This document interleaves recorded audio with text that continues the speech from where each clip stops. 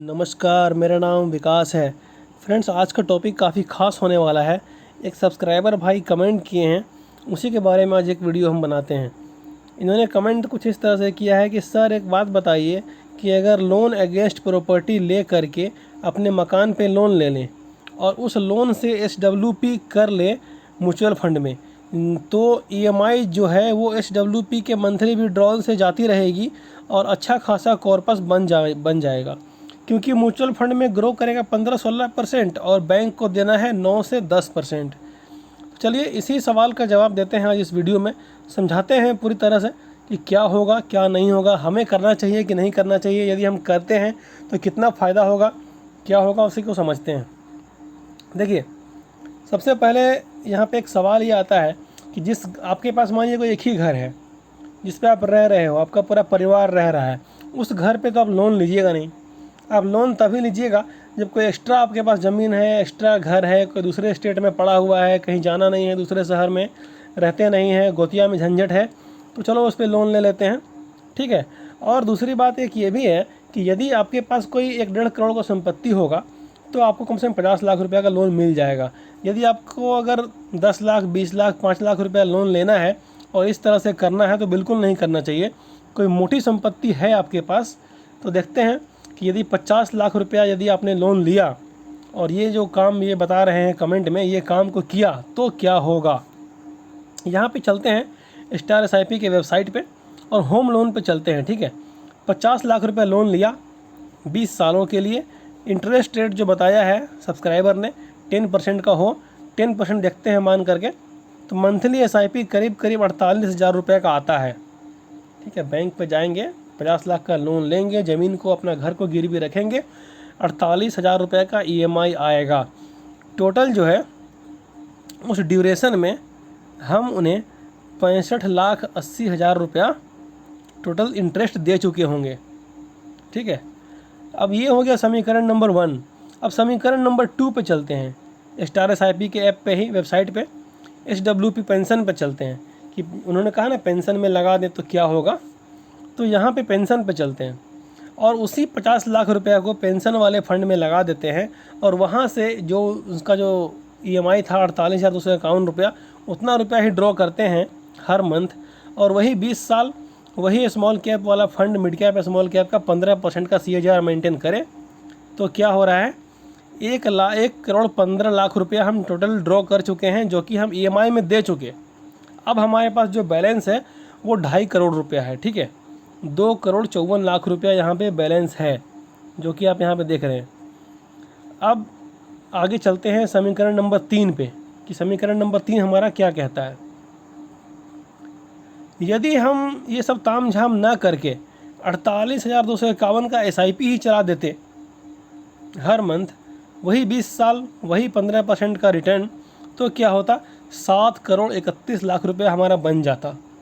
लेकिन ये संभव नहीं है सबके लिए कि 48,000 रुपया आदमी हर महीने जमा कर दे, ये तो बहुत से आदमी के लिए संभव नहीं है, मैं समझ सकता हूँ।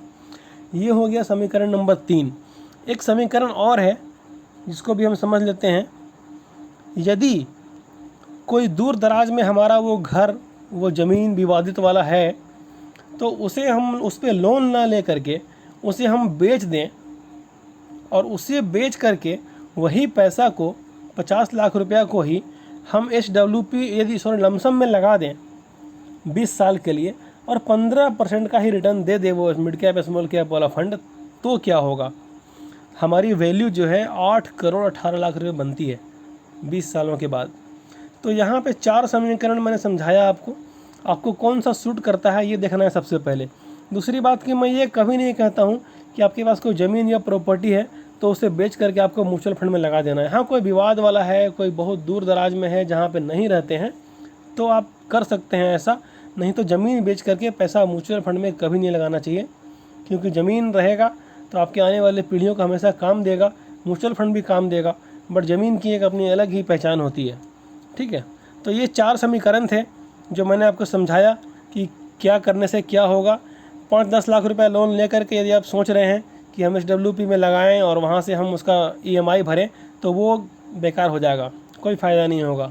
आप देखिएगा स्टार एसआईपी के वेबसाइट पे जाइएगा और देखिएगा कि क्या रिजल्ट आता है।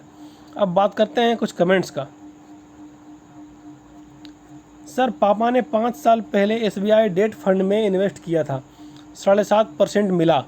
क्या इस पैसे को SBI के स्मॉल कैप, मिड कैप और लार्ज कैप में बराबर बराबर अगले 5 साल और शिफ्ट कर देना चाहिए, फिर वहाँ से छठा साल मानेंगे या पहला साल ही मानेंगे? देखिए, समझने वाली बात यह है कि आपने जो पैसा रखा डेट फंड में, वो तो 7.5% का CAGR आपको मिल गया ना। आप पैसा आप वहाँ से आप स्विच कर दे रहे हैं।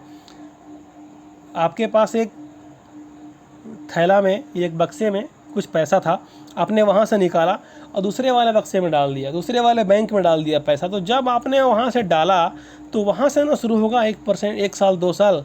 पिछले आपने क्या किया उससे क्या मतलब है? और दूसरी बात मैं बताना चाहता हूँ इन भाई साहब को कि SBI का जो स्मॉल कैप है, वहाँ पे आप पैसा एक बार नहीं डाल सकते हो। वहाँ पे SIP के थ्रू ही पैसा जाएगा।